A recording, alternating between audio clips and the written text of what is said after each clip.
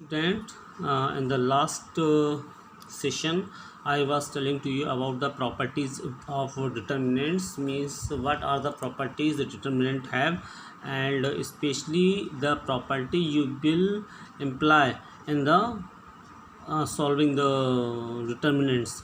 The first property that I already told to you, the value of determinants remain unchanged if row और column are interchange. अगर रो और column को हम interchange, रो को column बना लें, कॉलम को रो बना लें, तो उससे हमारी डिटरमिनेंट्स की कोई भी वैल्यू चेंज नहीं होती है. तो ये आपकी प्रॉपर्टी वन है और आप अपनी फेयर कॉपी पे लिख के चलिए. आई समझ में? आपको आगे चल के काम आएगी. दूसरी प्रॉपर्टी मैंने बताई थी कि अगर हमारी कोई भी पेयर आपस में इंटरचेंज होता है, चाहे वो रो का हो, जैसे A1 A2 A3 बीच वाले में आ गए, B1 B2 B3 ऊपर चले गए, तो हमारा डिटर्मिनेंट नेगेटिव हो जाता है. और फिर दूसरा और तीसरा दोबारा हो जाए तो नेगेटिव नेगेटिव यानी एक और नेगेटिव हो जाएगा, तो यानी पॉजिटिव हो जाएगा. चाहे ये रो में हो रहा हो या फिर कॉलम में हो रहा हो, दोनों के लिए सेम चीज़ें होती हैं. क्लियर? थर्ड प्रॉपर्टी बताने से पहले बता देंगे हम एक और चीज़ कि अगर किसी भी डिटर्मिनेंट्स का अगर एक कॉलम या एक रो, कोई भी एक चीज़ अगर हमारा 0 0 0 है, तो ऐसे डिटर्मिनेंट्स की वैल्यू क्या आती है? 0 आती है. क्योंकि आप अगर ये 0 0 0 है और एक्सपेंड करेंगे तो 0 की मल्टीप्लाई इनसे होगी, फिर 0 की मल्टीप्लाई और फिर 0 की मल्टीप्लाई. तो इसका मतलब जब 0 के साथ मल्टीप्लाई हो रहा है तो सारे आंसर 0 आएंगे. क्लियर? अब थर्ड प्रॉपर्टी क्या कहती है कि इफ़ एनी टू रोज और column of determinants are identical means same, all correspondence element are same, then the value of determinant is 0. अब देखिए 2 2 2 3 3 3, अब दोनों हमारे क्या हो गए? आइडेंटिकल. आप ऐसे समझिए कि जब ये हमारे दोनों चीज़ें एक जैसी होती हैं, यानी रो और ये चीज़, तो हमारा क्या हो जाएगा? ये डिटर्मिनेंट हमारा क्या हो जाएगा? 0 हो जाएगा. क्लियर है? अब आप इसी की चौथी प्रॉपर्टी यानी फोर्थ प्रॉपर्टी देखिए कि each element of the row और column of determinant is multiply by a constant K, then its value gets multiply by K. अगर हम बाहर के की मल्टीप्लाई कर रहे हैं तो इसका मतलब कहीं अंदर डिवाइड करेंगे तभी तो बाहर के की मल्टीप्लाई करेंगे, या 1/k हम कर रहे हैं तो हमें अंदर के की मल्टीप्लाई करनी पड़ेगी.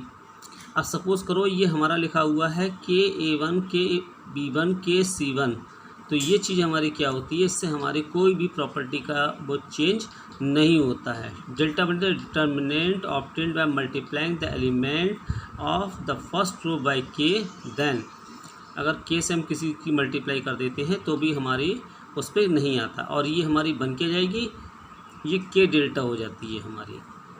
क्लियर है? अच्छा, अब इसके बाद हम आपको एक और नई प्रॉपर्टी बताते हैं. Now next property is the property number 5.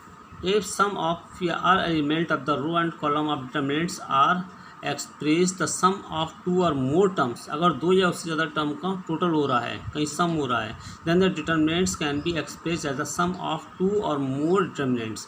जैसे हमारा A1 lambda 1, A2 lambda 2, A3 lambda 3 और बाकी B1 B2 B3 और C1 C2 C3 है. तो इसको हम दो हिस्सों में कर सकते हैं, यानी A1 B1 C1, A2 B2 C2, A3 B3 C3 जो है, प्लस यहाँ से lambda 1 B1 C1, lambda 2 B2 C2, lambda 3 B3 C3, और इन दोनों डिटर्मिनेंट्स को अलग अलग करके जब हम इसका टोटल करेंगे तो हमारा वही टोटल आएगा जो टोटल इसका आ रहा था. तो क्लियर हुआ? कब ये प्रॉपर्टीज़ किस लिए होती हैं? जिस समय हमें प्रूव करने के लिए आएंगे. आपकी नेक्स्ट एक्सरसाइज इसी पे ही बेस्ड है, इसीलिए ये चीज़ ज़रूरी भी है. देखिए अभी 6 प्रॉपर्टी क्या चीज़ें हैं. 6 प्रॉपर्टी है कि if to each elements of any row or column of a determinant the equi multiply of corresponding element of other row or column are added, then the value of determinant remain the same.